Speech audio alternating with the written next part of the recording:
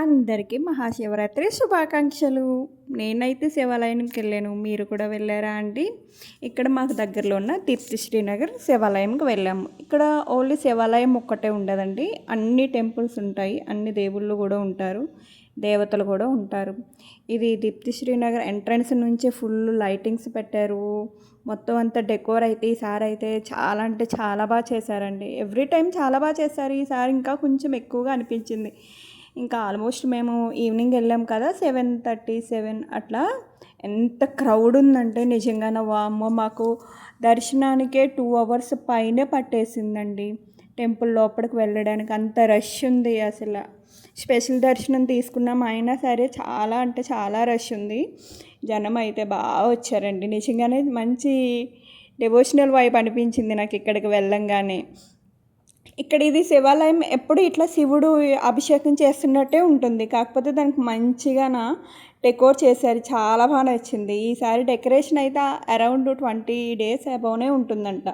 ఈ దగ్గరలో ఎవరైనా ఉంటే కనుక కంపల్సరీగా వెళ్ళండి, ఎందుకంటే చాలా అంటే చాలా బాగుంది. నార్మల్గానే ఇట్లా వేసి సెట్ కాదు ఇది. ఇది ఈ సెట్ మొత్తం ప్లాస్టర్ ఆఫ్ ప్యారిస్తో వేశారనమాట. చాలా అంటే చాలా బాగుంది. శివుడేమో 5 పంచభూతాలకి చిహ్నం కదండి, అందుకని అగ్ని, వాయువు, భూలోకం, ఆకాశం, గాలి ఇలా అన్నట్లకి సింబల్స్గా వేశారండి. ఇంకా లోపలికి టెంపుల్ లోపలికి వెళ్తుంటే ఇక్కడ 12 జ్యోతిర్లింగాలు ఉంటాయి కదండి, సేమ్ అదే టెంపుల్ లాగా చిన్న పిక్చర్ వేసి టెంపుల్ది లోపల శివలింగం ఎట్లా ఉంటుందో అదే టైప్గా పెట్టారండి. నాకైతే నిజంగా చాలా అంటే చాలా బాగా నచ్చింది.